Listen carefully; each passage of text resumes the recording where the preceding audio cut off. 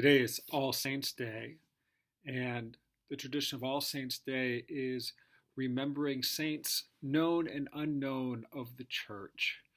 Uh, this has changed over time. It is still in the Roman Catholic Church a very formal, labor intensive process to become a saint. In the Episcopal Church, saints unknown and known are celebrated on All Saints' Day. And truth be told, we often remember all those who have died on this day. Even though technically we have another day tomorrow, the faithful departed, All Souls' Day, to do this. There's sometimes a little bit of confusion over the days, or they often get merged into one celebration since we tend to celebrate things mostly on Sundays. And that leads itself to a day that is part of the church and a major feast day, and yet means a lot of different things to a lot of different people. And this year of Lectionary A, focusing on Matthew's Gospel, we have a return of the Beatitudes to celebrate All Saints' Day. And this is really interesting to me because lectionary readings normally reflect the special day that's being celebrated. And for Christmas, you have, of course, birth narratives and stories of Jesus the child. At Easter, you have resurrection stories. Palm Sunday, you have the procession into Jerusalem. They could have chosen anything for All Saints because there isn't, of course, a technical moment of All Saints in gospel in the gospel story. And so having the Beatitudes be the celebratory text is very interesting to me.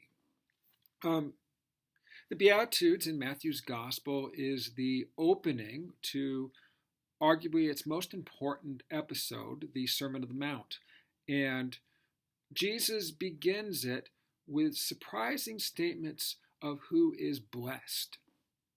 And conventional wisdom says people who are blessed in things that are that people understand is a sure sign of God's blessing.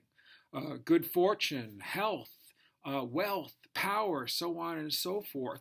And yet Jesus turns that upside down in the Beatitudes. Blessed are the poor, blessed are those who mourn, blessed are the meek, who hunger and thirst for righteousness, the merciful, the pure in heart, the peacemakers. This list is not the normal thoughts as to who is displaying blessed status from God. And yet that's precisely what Jesus does.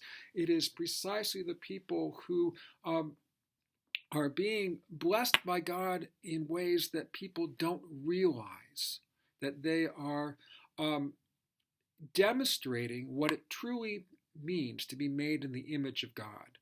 And the final one of the Beatitudes is the ones who are persecuted for righteousness' sake, and people who are reviled and persecuted falsely on the count of them following Jesus. So it is a natural understanding to have Matthew saying that the disciples and people who continue to be persecuted because they see Jesus as the way, they truly are blessed by God.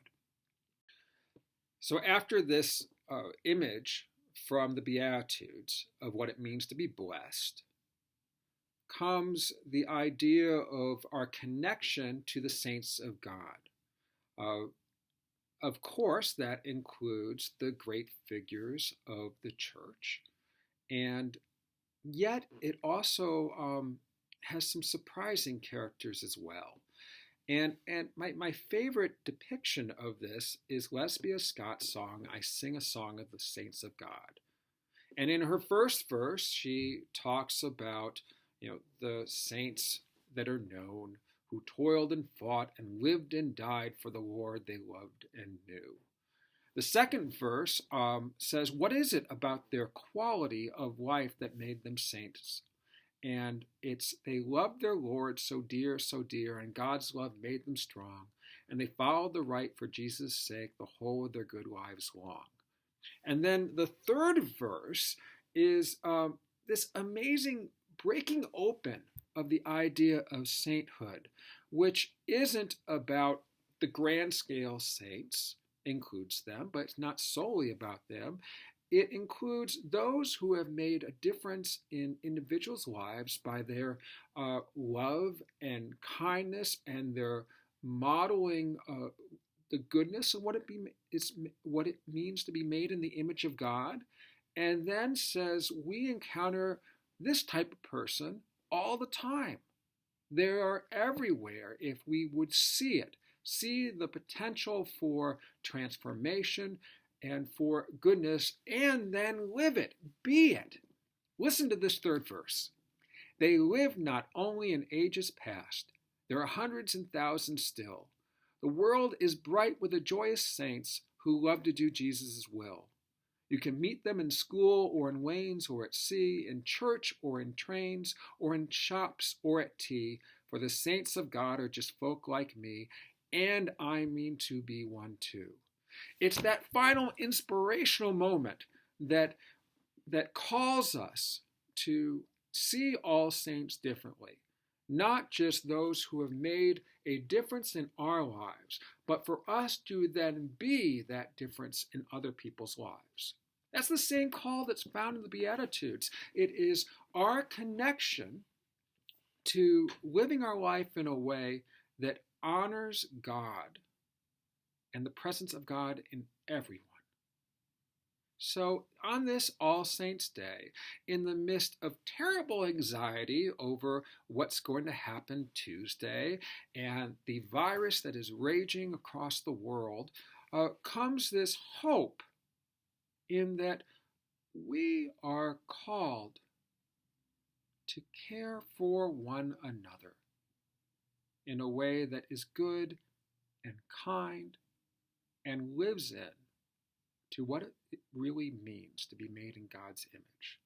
To love God, as we said last week, with all our hearts and souls and minds, and to love our neighbor as ourselves.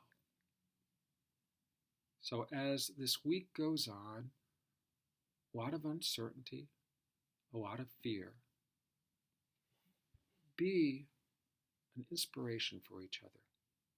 Care for one another. Be kind to yourself and to those who need a word of kindness, so that together we can remember that it is the community as a whole that connects us to God's love.